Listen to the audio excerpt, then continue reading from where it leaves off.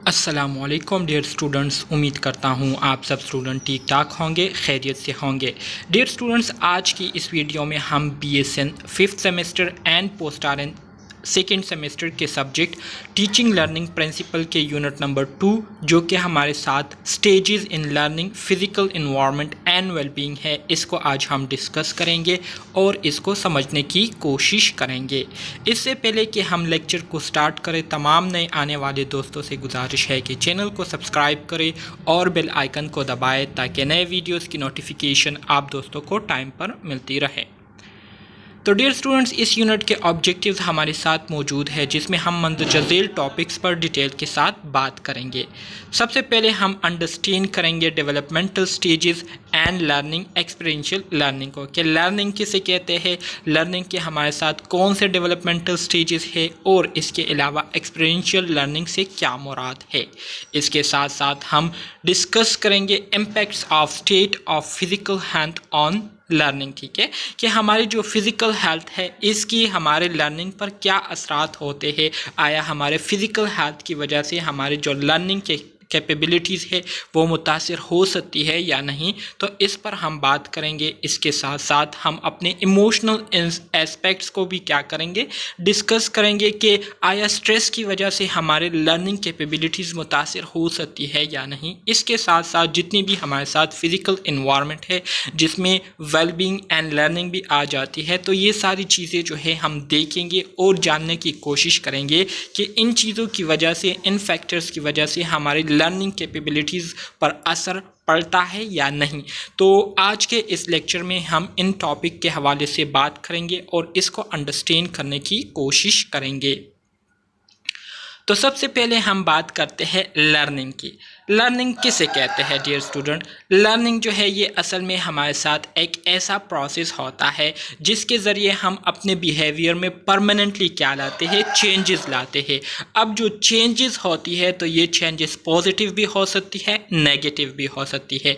अगर हम पॉजिटिवली चीज़ों को अंडरस्टैंड करेंगे, पॉजिटिवली चीज़ों के बारे में नॉलेज गेन करेंगे, स्किल्स जो है वो सीखेंगे, तो इससे हमारा जो बिहेवियर है उसमें जो है पॉजिटिवली क्या आएगा, चेंजेस आएंगी और ये चेंजेस जो है परमानेंट चेंजेस कहलाएंगी। तो इस अमल को हम क्या कहते हैं, इस अमल को हम लर्निंग कहते हैं, ठीक है।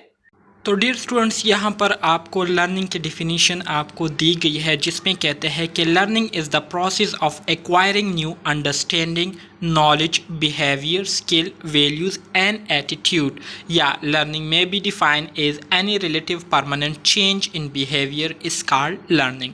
learning क्या है? learning असल में हमारे साथ एक ऐसा अमल होता है, एक ऐसा प्रोसेस होता है जिसके ज़रिए हम न्यू अंडरस्टैंडिंग जो है गेन करते हैं, मतलब चीज़ों को जो है नए नए चीज़ों को हम समझने की कोशिश करते हैं। इसी तरह से नई नॉलेज को हम गेन करते हैं, अपने बिहेवियर को जो है इम्प्रूव करने की कोशिश करते हैं। इसके साथ साथ हमारे साथ जितने भी स्किल्स होते हैं या जिन स्किल्स की हम में कमी होती है तो उन स्किल्स को हम क्या करते हैं, सीखते हैं। इसी तरह से जो चीज़ें हमारे लिए इम्पोर्टेंस रखती है, जो चीज़ें हमारे लिए इम्पोर्टेंस नहीं रखती, तो उसको जो है हम लर्निंग के ज़रिए क्या करते हैं, अंडरस्टैंड करते हैं। और इसी तरह से हमारा जो एटीट्यूड होता है डिफरेंट चीज़ों के हवाले से, तो उसको हम क्या करते हैं, उसको हम आइडेंटिफाई करते हैं। तो ये पूरा जो प्रोसेस होता है, इस पूरे प्रोसेस को हम क्या कहते हैं, इस पूरे प्रोसेस को हम लर्निंग कहते हैं।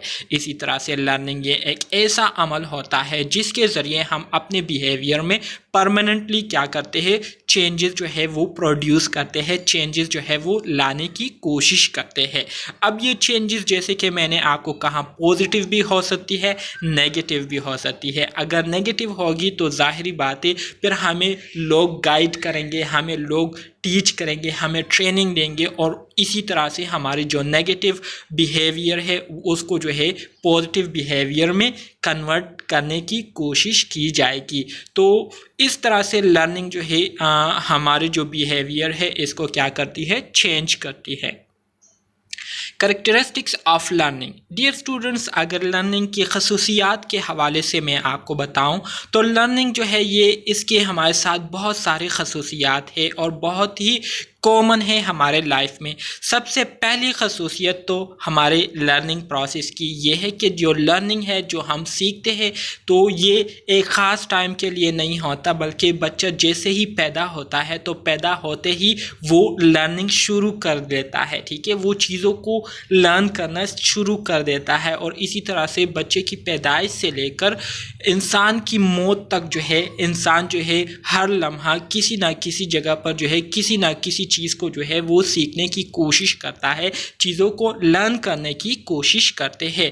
तो इसी तरह से लर्निंग जो है ये असल में एक ऐसा प्रोसेस है, एक ऐसा अमल है जो कभी भी ख़त्म नहीं होता। ये इंसान की पैदाइश से लेकर इंसान की मौत तक जो है इंसान क्या करता है, चीज़ों को सीखते रहते हैं। ठीक है, और लर्निंग जो है वो करते रहते हैं। तो लर्निंग जो है ये असल में एक कंटिन्यूअस प्रोसेस है जो कि मुसलसल जो है जारी और सारी रहती है।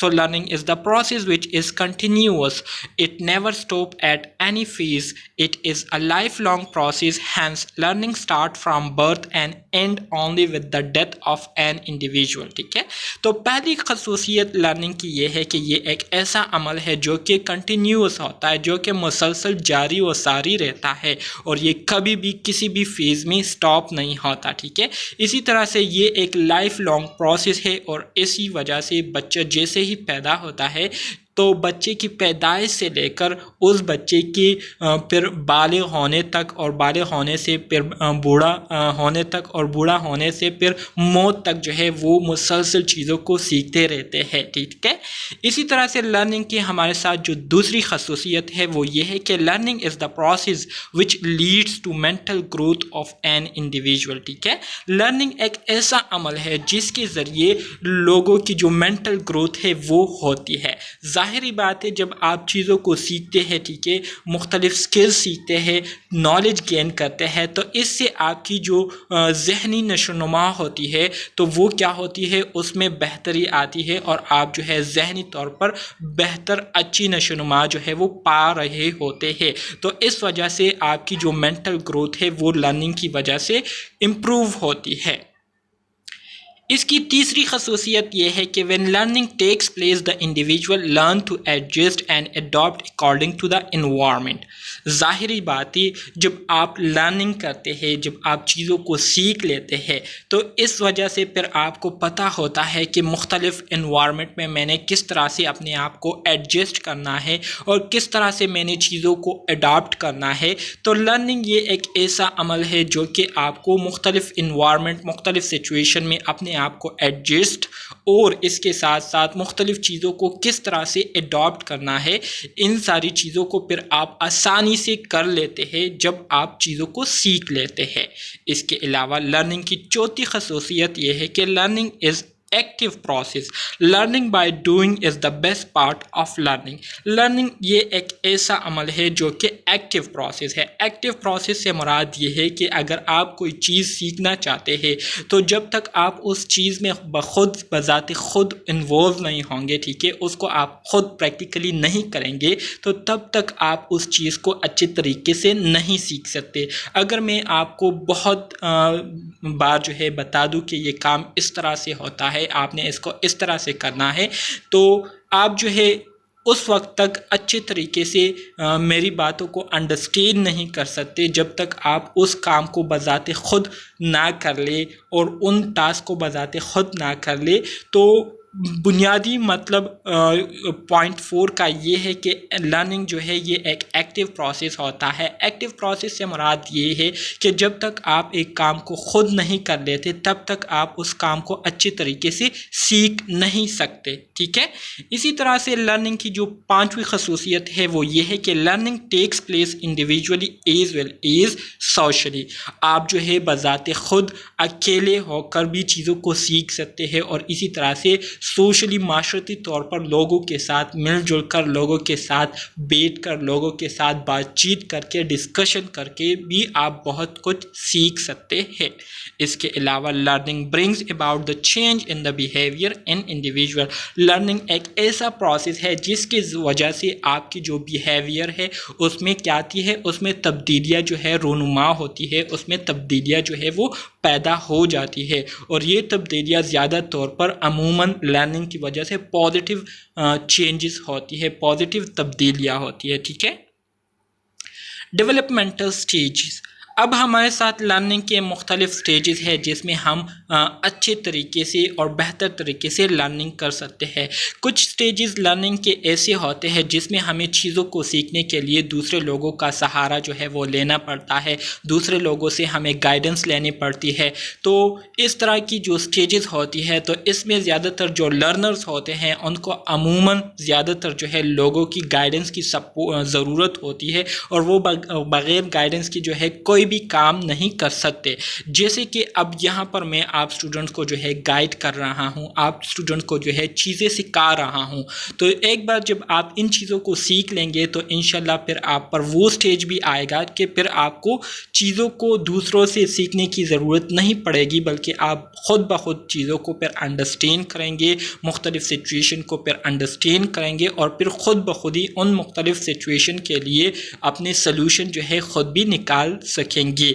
तो बुनियादी मतलब मेरी बात का ये है कि हमारे साथ कुछ स्टेजेस लर्निंग के ऐसे होते हैं जिसमें लर्निंग के लिए हमें दूसरों से गाइडेंस लेनी पड़ती है, दूसरों का सहारा हमें चाहिए होता है। इसके अलावा कुछ स्टेजेस ऐसे होते हैं जिसमें हमें दूसरे लोगों की सहारे की, दूसरे लोगों की गाइडेंस की कोई ज़रूरत नहीं होती। इसके अलावा कुछ स्टेजेस ऐसे होते हैं जिसमें फिर हमें थोड़ी बहुत जो है लोगों की ज़रूरत होती है, लेकिन वहाँ पर भी फिर हम लर्निंग जो है थोड़ी बहुत ही करते हैं। ठीक है। तो अब उन लर्निंग स्टेजेस के हवाले से हम क्या करेंगे, बात करेंगे। Milestones marking changes in the physical, cognitive and psycho social growth of an individual over time from infancy to old age. Developmental stages है हमारे साथ लर्निंग के। कहते हैं कि जो लर्निंग है, ठीक है, इसका जो बुनियादी मकसद होता है, माइलस्टोन से मुराद इसका जो बुनियादी मकसद होता है वो अपनी फिजिकल, कॉग्निटिव और जो साइको सोशल ग्रोथ है उसमें चेंजेस लाना होती है। ठीक है। मतलब अगर हम फिजिकली जो है हमारा चलना फिरना, हमारा उठना बैठना, हमारा लोगों के साथ बातचीत करना, अगर ये acceptable according to society acceptable ना हो, ठीक है, लोगों को जो है हमारे बात करने का तरीका, हमारे उठने बैठने का तरीका, हमारे चलने फिरने का अंदाज़ पसंद नहीं आ रहा हो, वो इरिटेट हो रहे हो इससे, तो फिर हम क्या करते हैं, फिर हम लर्निंग के ज़रिए अपनी जो चाल चलन है उसको क्या करते हैं, इम्प्रूव करने की कोशिश करते हैं। अपना जो लहजा है उसको हम क्या करते हैं, सही करने की कोशिश करते हैं। इसके साथ साथ कॉग्निटिव से मुराद ये है कि हमारे जितनी भी मेंटल एबिलिटीज़ है, ठीक है, तो उन मेंटल एबिलिटीज़ को हम क्या करते हैं, लर्निंग के ज़रिए चेंज करते हैं। ठीक है, उसको इम्प्रूव करते हैं। इसी तरह से जो साइको सोशल ग्रोथ है, तो इससे मुराद ये है कि हमारे माशरे में लोगों के साथ जो उठना बैठना है, उनके साथ जो इंटरेक्शन हो रही होती है, तो किस तरह से हम अपने माशरे में, अपने सोसाइटी में लोगों के साथ अपनी जान पहचान कर सकते हैं, लोगों के साथ अपने ताल्लुकात जो है वो अस्तवार कर सकते हैं। तो इन सारी चीज़ों को सीखने के लिए हम क्या करते हैं, लर्निंग करते हैं, और इन सारी चीज़ों को जो है हम लर्निंग के ज़रिए क्या करते हैं, चेंज करते हैं, इम्प्रूव करते हैं, जो कि हम बचपन से लेकर आखिरी उम्र तक हम करते रहते हैं। A developmental stage must be used to meet health-related educational needs for the learner. इसी तरह से हमारे साथ जितने भी डेवलपमेंटल स्टेजेस होते हैं, तो इसको यूज़ करना हमारे लिए बहुत ज़्यादा ज़रूरी होता है, और इसको यूज़ करना हम इसलिए ज़रूरी समझते हैं क्योंकि इसके ज़रिए हम अपने हेल्थ से रिलेटेड जितने भी हमारे एजुकेशनल नीड्स होते हैं, ठीक है, तो उन एजुकेशनल नीड्स को हम क्या करते हैं, पूरा करते हैं। इसमें हमारे साथ physical, cognitive, psychosocial maturation must be taken into account in each developmental period. इसी तरह से हर डेवलपमेंटल पीरियड के दौरान हम अपने फिजिकल, कॉग्निटिव और जितने भी साइको सोशल मैच्योरेशन होती है, ठीक है, तो उसको हम क्या करते हैं, मॉनिटर करते रहते हैं, उसकी हम जांच पड़ताल करते हैं कि आया उम्र के साथ साथ हमारे फिजिकल स्टेटस, हमारे जो कॉग्निटिव एबिलिटीज़ है, हमारे जो साइको सोशल एबिलिटीज़ है, आया वो भी, उसमें भी इम्प्रूवमेंट, उसमें भी चेंजेस आ रही है या नहीं, एक ही जगह वो टिकी हुई है। तो ये सारी सारी चीज़ें हम क्या करते हैं, इसको ऑब्ज़र्व करते हैं। तो हमारे साथ डेवलपमेंटल स्टेजेस के हमारे साथ जो 3 बुनियादी स्टेजेस है, इसमें हमारे साथ पहले नंबर पर पेडागोजी आता है, दूसरे नंबर पर हमारे साथ एंड्रागोजी आता है और तीसरे नंबर पर हमारे साथ जिरागोजी आता है। तो ये हमारे साथ 3 बुनियादी डेवलपमेंटल स्टेजेस है जिसमें हम क्या करते हैं, लर्निंग करते रहते हैं। इसमें हमारे साथ पहले नंबर पर पेडागोजी आता है। पेडागोजी की अगर हम बात करें तो pedagogy refers to the interaction between teacher, student and the learning environment and the learning task। Pedagogy से मुराद ये है कि टीचर स्टूडेंट के दरमियान जो इंटरेक्शन हो रही होती है, जो बातचीत हो रही होती है, और इसी तरह से इस बातचीत के लिए उनके पास जो लर्निंग एनवायरनमेंट और जो लर्निंग टास्क होते हैं, तो उसके हवाले से जो इंटरेक्शन हो रही होती है, तो इसको हम क्या कहते हैं, पेडागोजी कहते हैं। This broad term include how teacher and students relate together as well as the instructional approaches implemented in the classroom। अब जो डिफिनीशन है, ये डिफिनीशन बहुत ज़्यादा ज़रूरी है। इसको जो है आप लोगों ने अच्छे तरीके से सोच समझकर याद करना है, ठीक है। डिफिनीशन में आपको कहा गया है कि टीचर और स्टूडेंट के दरमियान जो बातचीत हो रही होती है और उस बातचीत का जो बुनियादी मकसद होता है वो क्या होता है, लर्निंग होती है, ठीक है। सो लर्निंग के लिए उनके पास जो लर्निंग एनवायरनमेंट होती है और जिन चीज़ों को वो लर्न कर रहे होते हैं, तो उसके हवाले से जब हम क्या करते हैं, स्टडी करते हैं, तो इसको हम पेडागोजी कहते हैं। यहाँ पर आपको कहा गया है कि पेडागोजी में हम क्या करते हैं, पेडागोजी में हम ये जानने की कोशिश करते हैं कि किस तरह से टीचर और स्टूडेंट जो है एक दूसरे के साथ मिलकर क्या करते हैं, एक दूसरे के साथ मिलकर एक टास्क को कंप्लीट करते हैं और किस तरह से वो एक दूसरे को इंस्ट्रक्शन देते हैं, या स्टूडेंट जो है वो किस तरह से अपने टीचर से इंस्ट्रक्शन लेते हैं और अपने टास्क को कंप्लीट करते हैं। तो ये सारी चीज़ें जो हैं हम पेडागोजी में डिटेल के साथ क्या करते हैं, स्टडी करते हैं, डिस्कस करते हैं। इसके बाद हमारे साथ फिर दूसरा टर्म आता है एंड्रागोजी। एंड्रागोजी से क्या मुराद है, एंड्रागोजी से मुराद ये है कि नॉल्स emphasizes that adults are self-directed and expect to take responsibility for decisions। Adult learning program must accommodate this fundamental aspect।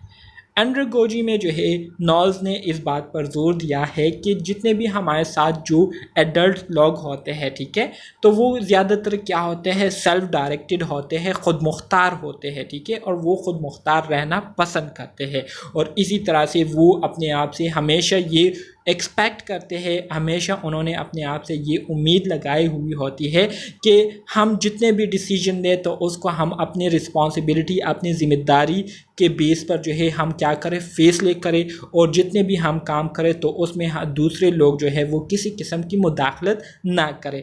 तो ज़्यादातर जो एडल्ट लोग होते हैं वो सेल्फ डायरेक्टेड होते हैं और ख़ुद से ज़िम्मेदारी लेकर डिसीजन लेने को वो क्या करते हैं, तरजीह देते हैं, पसंद करते हैं। तो एंड्रागोजी में हम एडल्ट्स के बारे में क्या करते हैं, स्टडी करते हैं कि एडल्ट किस तरह से चीज़ों को सीखते हैं, क्या क्या करते हैं सीखने के लिए। तो ये सारी चीज़ें हम एंड्रागोजी में क्या करते हैं, डिस्कस करते हैं। A short comparison. अब अगर हम पेडागोजी और एंड्रागोजी के दरमियान हम कंपैरिजन करें, इन दोनों को मवाजे, तो हमें इनमें क्या चीज़ें जो है सेम या डिफरेंट मिलेगी। So pedagogy mainly focus on the method applied by the teachers in transferring ideas and knowledge to the learner who are considered to be dependent on the method of the teachers for understanding. अब यहाँ पर जो है मैं आपको अपनी और आप स्टूडेंट्स की एग्ज़ाम्पल दे रहा हूँ। आप स्टूडेंट्स मुझे अब सुन रहे हैं ना, तो मैं आपकी और अपनी एग्ज़ाम्पल दे रहा हूँ। यहाँ पर मैं आपका टीचर हूँ और आप मेरे स्टूडेंट्स हैं, ठीक है। आपको मैं क्या कर रहा हूँ, पेडागोजी के हवाले से बता रहा हूँ, एंड्रागोजी के हवाले से बता रहा हूँ, मुख्तलिफ डेवलपमेंटल लर्निंग स्टेजेस के हवाले से बता रहा हूँ। अगर मैं आपको ये ना बताऊँ तो आप ख़ुद से इसको सीख नहीं सकेंगे, ठीक है, अंडरस्टैंड नहीं कर सकेंगे। चाहिए। इसलिए मैं आपको क्या कर रहा हूँ, टीच कर रहा हूँ, बेहतर अंदाज से आपको एक्सप्लेन कर रहा हूँ ताकि आप हर एक चीज़ को आसानी से बेहतर तरीके से समझ ले और आपको ये चीज़ याद हो जाए। तो यहाँ पर आप स्टूडेंट जो है मुझ पर क्या कर रहे हैं, मुझ पर आप टोटली डिपेंडेंट है, मुझ पर आप इन्हिसार कर रहे हैं। अगर मैं आपको ये चीज़ें ना बताऊं तो आप खुद से ये नहीं सीख सकते। तो इसलिए आप लोग क्या कहलाएंगे, आप लोग पेडागोजी के कैटेगरी में आएंगे, पेडागोजी के फील्ड में आएंगे, क्लास में आएंगे। इसी तरह से फिर आप पर एक ऐसा स्टेज आएगा कि आप लोग हर चीज़ को आप लोगों ने समझ ली होगी, हर चीज़ के बारे में आपको पता होगा। फिर आपको जो है मेरी ज़रूरत नहीं होगी, मेरी गाइडेंस की ज़रूरत नहीं होगी। तो उस टाइम पर आप एंड्रागोजी कैटेगरी में आएंगे, क्योंकि वहाँ पर फिर आपको किसी से गाइडेंस, किसी से मशवरा करने की ज़रूरत नहीं पड़ेगी, ठीक है। और आप जितने भी डिसीजन लेंगे तो वो फिर आप अपनी ज़िम्मेदारी पर जो है सारे डिसीजन लेंगे, ठीक है। और ख़ुद से जो है आप चीज़ों को सीखने की कोशिश करेंगे, तो तब आप एंड्रागोजी की क्लास में आएंगे। तो पेडागोजी में मेनली हम जो है टीचर्स के जितने भी मेथड्स होते हैं उस पर हम फोकस करते हैं, उसको हम स्टडी करते हैं, जिसमें टीचर जो है ख़ास मेथड्स के ज़रिए अपने जो आइडियाज़ होते हैं, अपने जो नॉलेज होती हैं उनके पास, तो वो उन ख़ास मेथड्स को यूज़ करते हुए अपनी नॉलेज, अपने आइडियाज़ को अपने लर्नर्स के साथ शेयर करते हैं। और ऐसे तरीके से शेयर करते हैं जिससे वो लर्नर जो है उन आइडियाज़, उन नॉलेज को आसानी से गेन कर लेते हैं और उसको समझ लेते हैं। तो ये हमारे साथ पेडागोजी में होता है। एंड्रागोजी की अगर मैं आपको बात बताऊं तो जैसे कि मैंने आपको कहा कि एंड्रागोजी में हमारे साथ जो एडल्ट होते हैं, जो लोग होते हैं, वो ज़्यादातर सेल्फ डायरेक्टेड होते हैं। सेल्फ डायरेक्टेड से मुराद ये है कि वो ज़्यादातर खुद मुख्तार होते हैं, इंडिपेंडेंट होते हैं, दूसरे लोगों पर इन्हिसार नहीं करते। इसके साथ साथ वो क्या करते हैं, कोऑपरेटिव वे ऑफ लर्निंग को यूज़ करते हैं, मतलब दूसरे लोगों के साथ मिलजुल कर टास्क को करते हैं, ठीक है, और मिलजुल कर चीज़ों को जो है उसको मुकम्मल करते हैं। और इसी तरह से उनको दूसरे लोगों की गाइडेंस की ज़रूरत नहीं पड़ती, या टीचर्स या उस्ताद की उनको ज़रूरत नहीं पड़ती। तो इसको हम क्या कहते हैं, इसको हम एंड्रागोजी कहते हैं। सो पेडागोजी और एंड्रागोजी में बुनियादी डिफरेंस ये है कि पेडागोजी में जो लर्नर होता है वो दूसरे पर इन्हिसार करता है, जो टीचर है, ठीक है, उस पर इन्हिसार करते हैं। और एंड्रागोजी में जो है लर्नर जो है वो दूसरे लोगों पर इन्हिसार नहीं करते, बल्कि वो ख़ुद मुख्तार होते हैं और ट्रायल और एरर के ज़रिए वो चीज़ों को अंडरस्टैंड करने की कोशिश करते हैं, चीज़ों को लर्न करने की कोशिश करते हैं। इसके बाद तीसरे नंबर पर हमारे साथ जो टर्म आता है उसको हम क्या कहते हैं, उसको हम जिरागोजी कहते हैं। जिरागोजी किसे कहते हैं, it refers to the management of teaching and learning for older adults and has become well known term applied to teaching and learning in later life. Enjoyment, curiosity, seeking information, and desiring communications are typically roots into learning.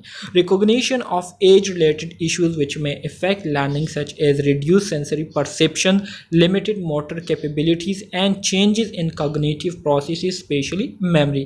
ये सारी चीज़ें हम जिरागोजी में करते हैं।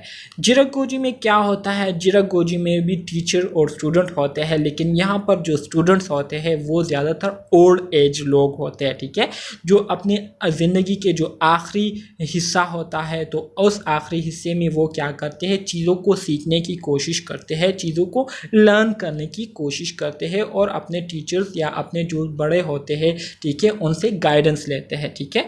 इसमें क्या होता है, इसमें लर्नर जो है मुख्तलिफ तरीक़ों के ज़रिए क्या करते हैं, चीज़ों को सीखने की कोशिश करते हैं। इसी तरह से जब हम ओल्ड एज लोगों को मुख्तलिफ चीज़ों के हवाले से सिखाने की कोशिश करते हैं या सिखाते हैं, तो सिखाने से पहले हम उन एज से, उन ओल्ड एज लोगों के जितने भी जो कॉमन प्रॉब्लम होते हैं या इश्यूज़ होते हैं उसको भी हम कंसीडर करते हैं, उसको भी हम मद्देनज़र रखते हुए उनको क्या करते हैं, टीच करते हैं, जिसमें उनकी मतलब सेंसरी परसेप्शन आ जाती है कि कुछ ओल्ड एज लोग ऐसे होते हैं कि उनको फिर सुनने में मसला होता है, या उनको देखने में मसला होता है, या उनको बातें करने में क्या होता है, मसला होता है, या कुछ लोग ऐसे होते हैं कि वो फिर हाथ पैर जो है सही तरीके से नहीं हिला पाते, या चलने फिरने से वो कासिर हो जाते हैं, ठीक है, जिसको हम मोटर कैपेबिलिटीज़ कहते हैं। इसके अलावा कुछ लोगों को बातें जो है वो याद नहीं होती, या वो बातें बहुत जल्दी भूल जाते हैं। तो ये सारी चीज़ें हम मद्देनज़र रखते हुए अपने क्लाइंट्स को, अपने जो स्टूडेंट्स हैं, ओल्ड एज स्टूडेंट्स हैं, उनको हम क्या करते हैं, इन चीज़ों को मद्देनज़र रखते हुए उनको हम चीज़ें मतलब मुख्तलिफ नॉलेज, मुख्तलिफ टॉपिक के हवाले से उनको हम चीज़ें सिखाते हैं। Role of physical and emotional health in nursing. अब हम बात करेंगे फ़िज़िकल और इमोशनल हेल्थ की, कि फ़िज़िकल और इमोशनल हेल्थ जो है हमारे लर्निंग में इसका क्या रोल है, क्या किरदार है। तो सबसे पहले हम बात करेंगे फ़िज़िकल हेल्थ की, कि फ़िज़िकल हेल्थ किसे कहते हैं। फ़िज़िकल हेल्थ के जनरली अगर मैं आपको बात बताऊं तो फ़िज़िकल हेल्थ से मुराद ये है कि किसी भी शख्स की वो हालत, किसी भी शख्स की वो कंडीशन जिसमें वो ज़ाहिरी तौर पर बिल्कुल नॉर्मल हो, बिल्कुल ठीक ठाक हो, मतलब वो उठते बैठते सही तरीके से हो, वो चलने फिरने के काबिल हो, ठीक है, वो अपने रोज़मर्रा के जो एक्टिविटीज़ है उसको बग़ैर किसी रुकावट के, बग़ैर किसी रिस्ट्रिक्शन के आसानी से कर लेते हो। तो ऐसे लोगों को हम क्या कहते हैं, ऐसे लोगों को हम फिज़िकली हेल्दी लोग कहते हैं, हेल्दी पीपल कहते हैं। So a state of physical well-being in which the person is physically fit to perform their daily activities without restriction is called physical health। किसी भी शख्स की वो कंडीशन जिसमें वो अपने रोज़मर्रा की काम बग़ैर किसी रिस्ट्रिक्शन के, बग़ैर किसी रुकावट के आसानी से कर सकते हो, तो ऐसे लोगों को हम क्या कहते हैं, फिज़िकली हेल्दी पीपल कहते हैं, ठीक है। डियर स्टूडेंट्स, अब हम बात करेंगे इमोशनल हेल्थ की। इमोशनल हेल्थ किसे कहते हैं। इमोशनल हेल्थ के हवाले से अगर मैं आपको जनरली बताऊं तो इमोशनल हेल्थ से मुराद ये है कि किसी भी शख्स की वो कंडीशन जिसमें वो इस काबिल हो कि वो अपनी ज़िंदगी के जो रोज़मर्रा की जो ज़िंदगी है, ठीक है, उस रोज़मर्रा की ज़िंदगी में उनको जितने भी प्रॉब्लम दरपेश आते हैं, जितने भी नीड्स उनके होते हैं, तो उन नीड्स को जो है अपने कॉग्निटिव और इमोशनल कैपेबिलिटीज़ को यूज़ करते हुए उन नीड्स को क्या करते हो, पूरा कर सकते हो, ठीक है। तो ऐसे लोगों को हम क्या कहते हैं, इमोशनली हेल्दी पीपल कहते हैं।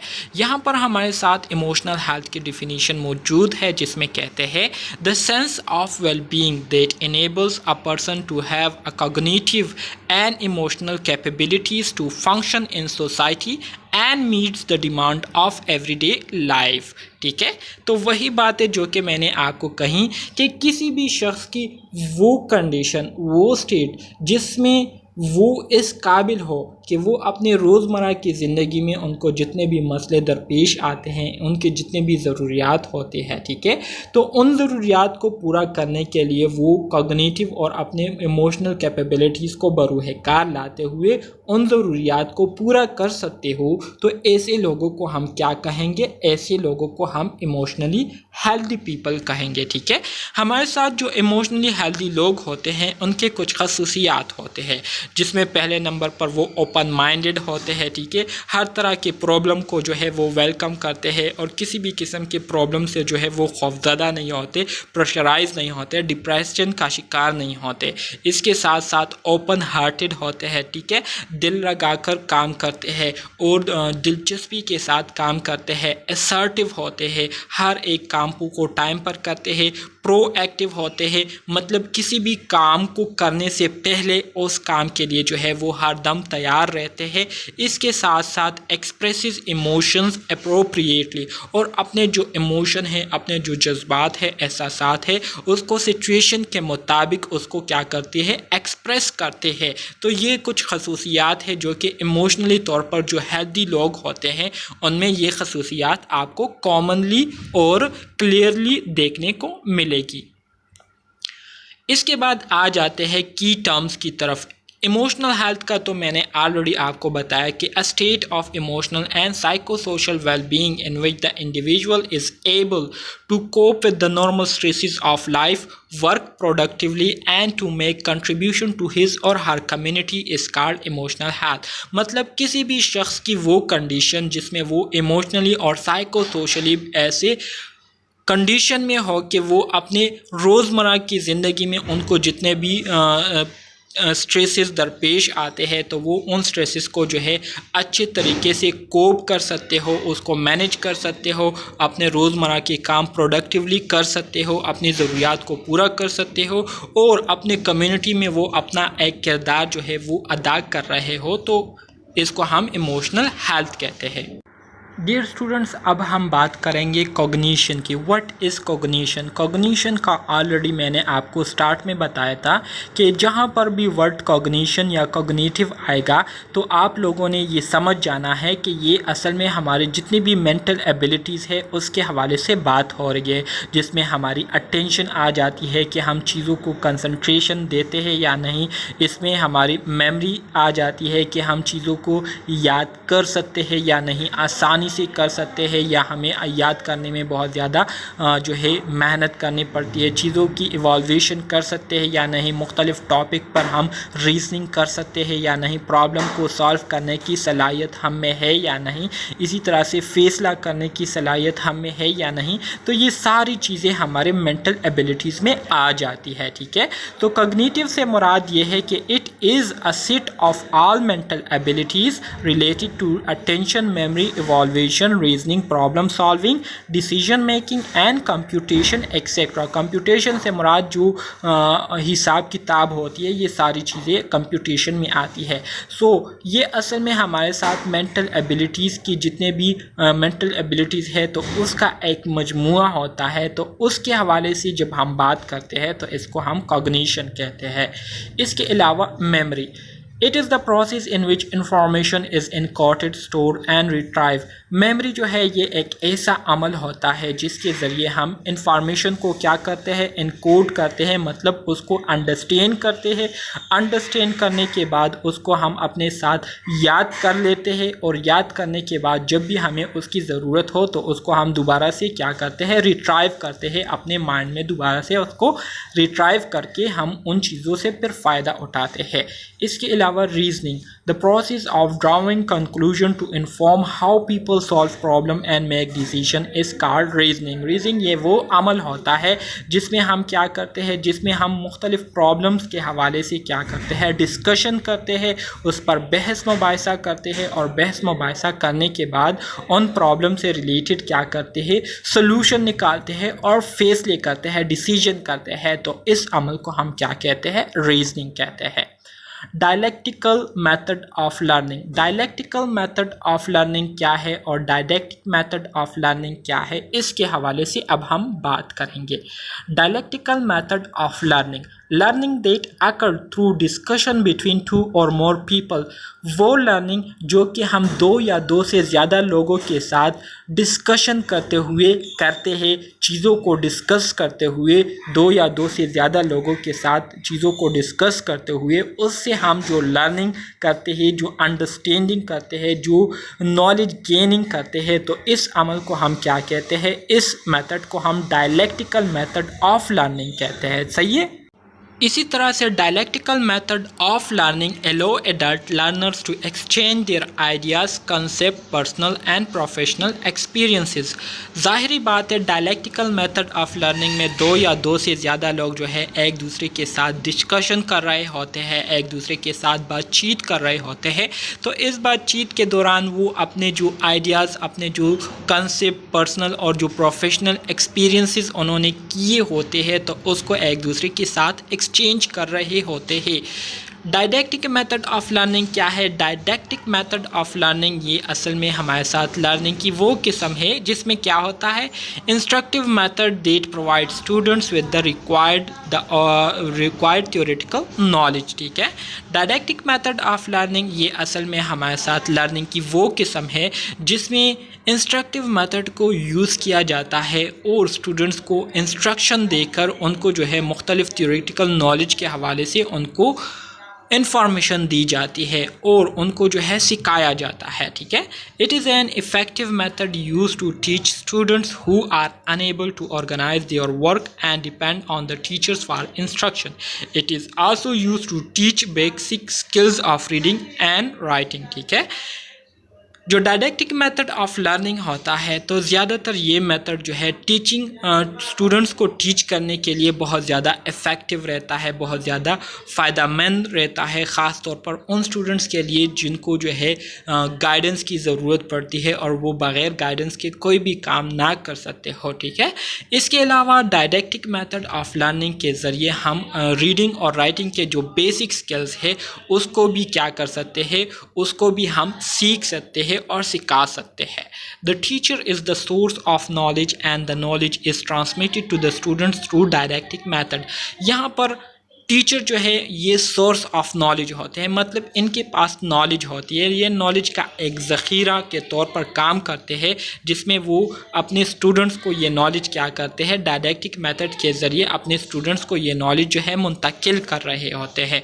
तो उम्मीद करता हूँ dialectic method of learning and didactic method of learning की आपको अच्छे तरीके से समझ आ गई होगी। डियर स्टूडेंट्स, अब हम बात करेंगे स्टेजेस ऑफ लर्निंग की। हमारे पास लर्निंग के मुख्तलिफ स्टेजेस है और उन स्टेजेस को अब हम डिस्कस करेंगे और समझने की कोशिश करेंगे।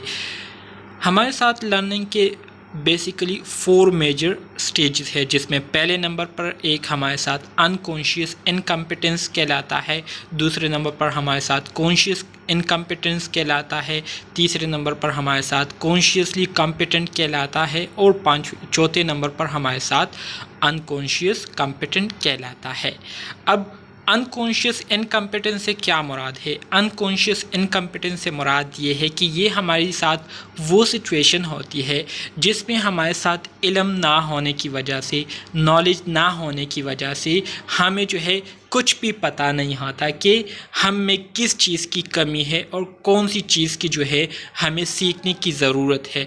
तो इसमें ना तो हमारे पास इल्म होता है कि हमें किस चीज़ की ज़रूरत है, हमें क्या करना चाहिए, और ना ही हम किसी काम को करने के काबिल होते हैं। ठीक है, तो इसको हम क्या कहते हैं? अनकॉन्शियसली इनकम्पिटेंट कहते हैं। अनकॉन्शियसली मतलब हमें बिल्कुल पता नहीं होता, ठीक है, कि हम में कौन सी काबिलियत है और कौन सी काबिलियत नहीं है। ठीक है, तो इसको अनकॉन्शियस इनकम्पिटेंट कहते हैं। इसी तरह से कॉन्शियसली इनकम्पिटेंट से मुराद ये है कि इसमें हमें पता चल जाता है कि हम में किन किन चीज़ों की कमी है और हमें कौन कौन से स्किल्स जो है सीखने चाहिए।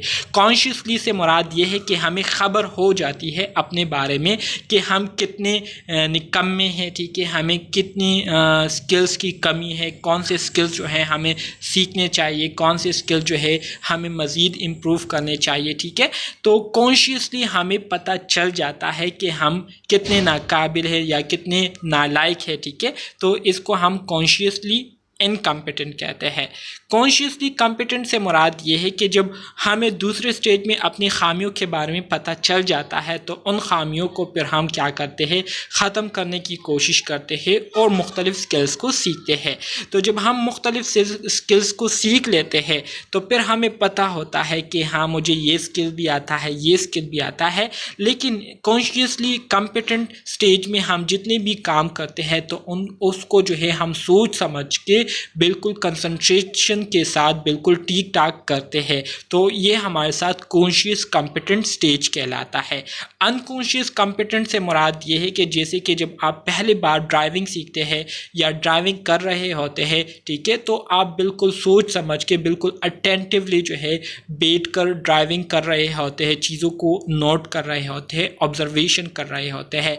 लेकिन जब आप ड्राइविंग के आदी हो जाते हैं, जब आपकी आदत बन जाती है ड्राइविंग करना, ठीक है, तो फिर आपको जो है सोचने समझने की, गियर्स को चेंज करने के लिए जो है आपको फिर उसको देखना नहीं पड़ता, बल्कि आप जो है बग़ैर देखे गियर्स को चेंज करते हैं, ठीक है, और गाड़ी को बहुत अच्छे तरीके से ड्राइव करते हैं। तो ये हमारे साथ अनकॉन्शियस कॉम्पिटेंट में आता है, ठीक है, ये स्टेज।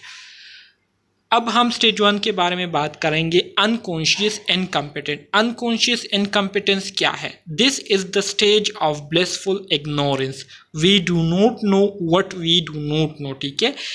अनकॉन्शियस इनकम्पिटेंस ये हमारे साथ वो स्टेज होता है जिसमें मुकम्मल तौर पर हम किसी भी चीज़ के बारे में नहीं जानते हैं, ठीक है, और हमें ये भी पता नहीं होता कि हमें क्या आता है क्या नहीं आता, ठीक है। तो ये अनकॉन्शियस इनकम्पिटेंस कहलाता है। In this stage our confidence exceeded our abilities, ठीक है। इस स्टेज में चूँकि हमारे पास इल्म नहीं होता, चूँकि हमारे पास नॉलेज नहीं होती, तो जाहिलियत की वजह से हमारी जो कॉन्फिडेंस लेवल होता है वो बग़ैर किसी वजह के बहुत ज़्यादा होता है, बहुत ज़्यादा हम ओवर स्मार्ट बनने की कोशिश करते हैं। लेकिन जब हम फिर कोई काम करते हैं, हमें कोई ज़िम्मेदारी दी जाती है, तो फिर वहाँ पर हमें पता चल जाता है और लोगों को पता चल जाता है कि हम कितने निकम्मे हैं, ठीक है, कितने जो है पानी में कितने डूबे हुए हैं, ठीक है। वी हैव लिटिल एक्सपीरियंस और स्किल। ज़ाहिरी बात है अनकॉन्शियस इनकम्पिटेंस में जबकि हमें ये पता नहीं होता कि हमें क्या आता है क्या नहीं आता, तो इस वजह से एक्सपीरियंस या स्किल्स का होना हमारे पास बिल्कुल ना होने के बराबर होता है।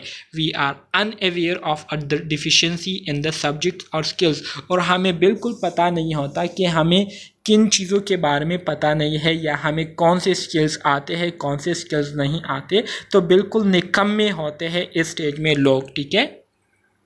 फिर हमारे साथ दूसरा स्टेज आता है कॉन्शियस इनकम्पिटेंस। कॉन्शियस इनकम्पिटेंस से मुराद ये है कि as our awareness evolves into this stage we begin to realise how little we no.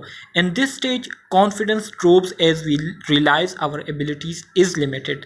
ज़ाहिरी बात है जब हमें पता चल जाता है कि हम कितने निकम्मे हैं, तो निकम्मे होने की वजह से, हमारे पास स्किल्स ना होने की वजह से, नॉलेज ना होने की वजह से हमारा जो कॉन्फिडेंस लेवल होता है वो बिल्कुल ड्रॉप हो जाता है, वो बिल्कुल डाउन हो जाता है, क्योंकि हमें पता चल जाता है कि हमें जो सलाहियतें हैं वो बहुत हद तक जो है महदूद है, ठीक है, और उसमें हमारे साथ जो सलाहियतें हैं या जो स्किल्स है वो ना होने के बराबर है।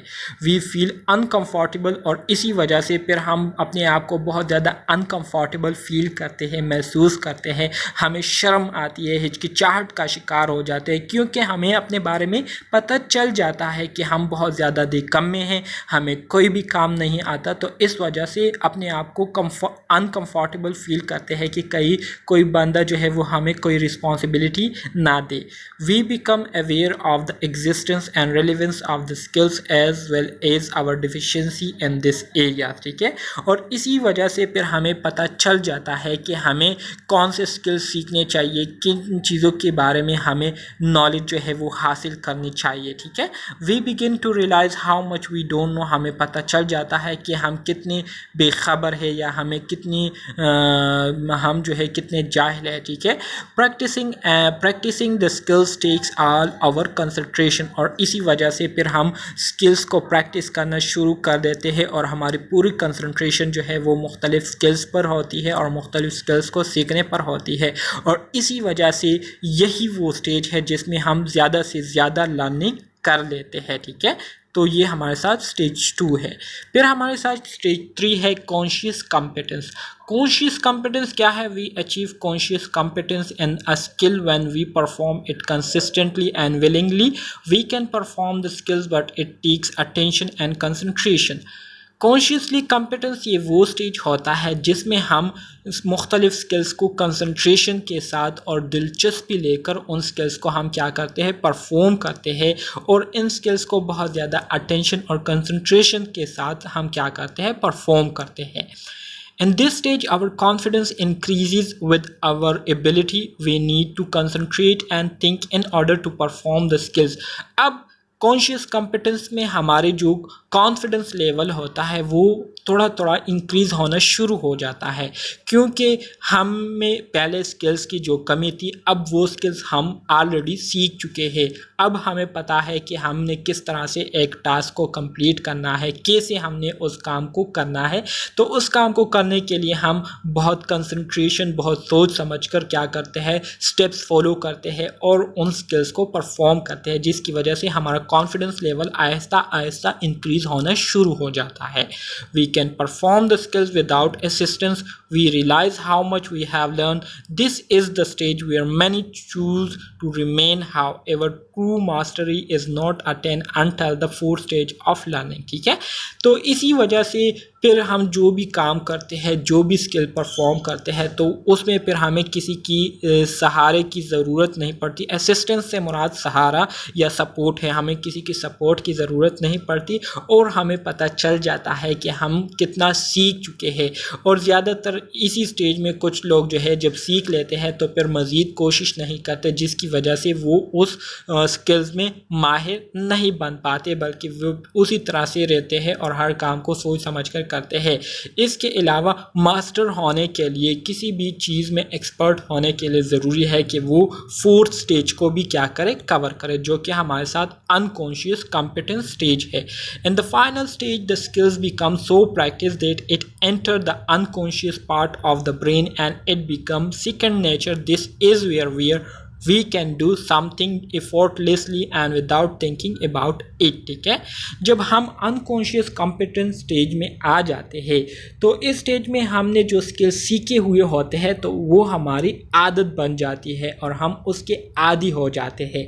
तो इसी तरह से उस स्किल्स को परफॉर्म करने के लिए फिर हमें ज़्यादा सोचने समझने, कंसंट्रेशन की ज़रूरत नहीं होती या ज़्यादा मेहनत करने की ज़रूरत नहीं होती, बल्कि बग़ैर किसी मेहनत कंसंट्रेशन के हम उन कामों को बिल्कुल आसानी के साथ ठीक ठाक कर लेते हैं। In this stage our confidence and ability have peak. और यही वो स्टेज है जिसमें हमारा जो कॉन्फिडेंस लेवल और हमारी जो एबिलिटी सलाहियतें होती है वो टॉप पर होती है, पीक पर होती है। We have no longer have to concentrate on what we know और डू। हमें फिर काम को करने की जो है फिर उसको करने के लिए हमें कंसंट्रेशन की ज़रूरत नहीं पड़ती और सारे काम जो है हम बग़ैर किसी कंसंट्रेशन के ठीक ठाक से कर लेते हैं। We can do but don't necessary know how we do. हम मुख्तलिफ़ कामों को आसानी से कर लेते हैं, लेकिन हमें फिर ये जानने की ज़रूरत नहीं पड़ती कि ये काम मैंने किस तरह से किया। This is the stage when the skills become almost a habit. We are able to successful without concentration. और यही वो स्टेज है जिसमें जो स्किल्स है वो हमारी आदत बन जाती है, वो हमारी आदतों में शुमार हो जाती है और हमें फिर कामों को करने के लिए कंसंट्रेशन की ज़रूरत नहीं पड़ती। ठीक है, फैक्टर्स अफेक्टिंग लर्निंग। अब वो कौन से फैक्टर है जो कि हमारे लर्निंग कैपेबिलिटीज़ को मुतासिर कर सकती है। So there are many factors that influence learning including ability, motivation and desire to learn. Environmental factor में आपकी टेम्परेचर आ जाती है, लाइटिंग सिस्टम आ जाती है, नॉइस आ जाता है, साइलेंस, डिज़ाइंस एक्सेट्रा। ये सारी चीज़ें जो है हमारे लर्निंग एबिलिटीज़ को क्या करती है, मुतासिर करती है। इमोशनल फैक्टर में हमारी मोटिवेशन आ जाती है, परसिस्टेंस के एक काम को करने के लिए हम मुसलसल जदोजहद कर रहे हैं या नहीं। कंसंट्रेशन आ जाती है कि काम को करने के लिए हम कंसंट्रेट कर रहे हैं नहीं। लाइक्स डिसलाइक, जो काम हम कर रहे हैं आया वो हमें पसंद है या नहीं। ठीक है, रिस्पॉन्सिबिलिटीज़ आ जाती है, आया काम को करने के लिए हम मुकम्मल जिम्मेदारी ले रहे हैं या नहीं। इसी तरह से फियर एंड एंजाइटी, ये सारी चीज़ें वो चीज़ें हैं जो कि हमारी लर्निंग जो कैपेबिलिटीज़ है उसको मुतासिर कर सकती है। सोशल फैक्टर में सेल्फ आ जाता है कि जो बंदा काम कर रहा है वो अकेले कर रहे हैं या पीयर के फॉर्म में, ग्रुप के फॉर्म में या टीम वर्क के तौर पर वो काम कर रहे हैं।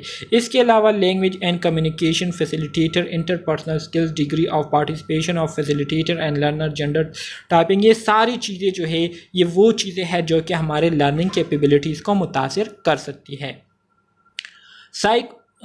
फिजियोलॉजिकल फैक्टर में हमारी परसेप्चुअल आ जाती है, हमारे लर्निंग स्टाइल है, कोई चीज़ों को सुनने के ज़रिए ज़्यादा लर्न करते हैं, कोई देखने के ज़रिए, कोई चीज़ों को टच करने के ज़रिए लर्न करते हैं। इनटेक आ जाती है, हम फूड ड्रिंक वगैरह करते हैं, टाइम, मोबिलिटी, ये सारी चीज़ें जो है फिजियोलॉजिकल फैक्टर्स में आती है। Cognitive factors include cognitive function like attention, memory and reasoning, ये सारी चीज़ें कॉग्निटिव फैक्टर में आती है। Assertive behaviour, it is a behavior which enable a person to act his own best interest, to stand up for himself without undue anxiety, to express his honest feeling comfortably, or to exercise his own right without denying the rights of other। assertive behavior से मुराद ये है कि ये किसी भी शख्स का वो रवैया होता है, वो बिहेवियर होता है जिसमें वो जो भी काम कर रहे होते हैं, जो भी स्टेप्स वो फॉलो कर रहे होते हैं, तो उसके पीछे उनकी अपनी दिलचस्पी होती है। ठीक है, उनकी अपनी रजामंदी होती है और वो बग़ैर किसी एंजाइटी के अपने जो एक्सप्रेशन है, ठीक है, अपने जो फीलिंग्स है उसको कंफर्टेबली क्या कर रहे होते हैं, एक्सप्रेस कर रहे होते हैं और अपने राइट्स का दिफा कर रहे होते हैं। और इस दौरान वो किसी दूसरे लोगों की जो राइट्स है उसकी खिलाफ वर्जी नहीं करते, उसको उसका ख्याल रखते हैं। तो इस तरह के जो बिहेवियर होते हैं इसको हम असर्टिव बिहेवियर कहते हैं। तो डियर स्टूडेंट्स, ये था हमारे साथ unit number 2 teaching learning principle का। उम्मीद करता हूँ आपको इसकी समझ आ गई होगी, लेकिन अगर फिर भी कोई मसला है, कोई कंफ्यूजन है, तो आप कमेंट बॉक्स में मुझसे क्वेश्चन पूछ सकते हैं। मिलते हैं नेक्स्ट वीडियो में, नेक्स्ट यूनिट में। तब तक के लिए अल्लाह हाफिज़।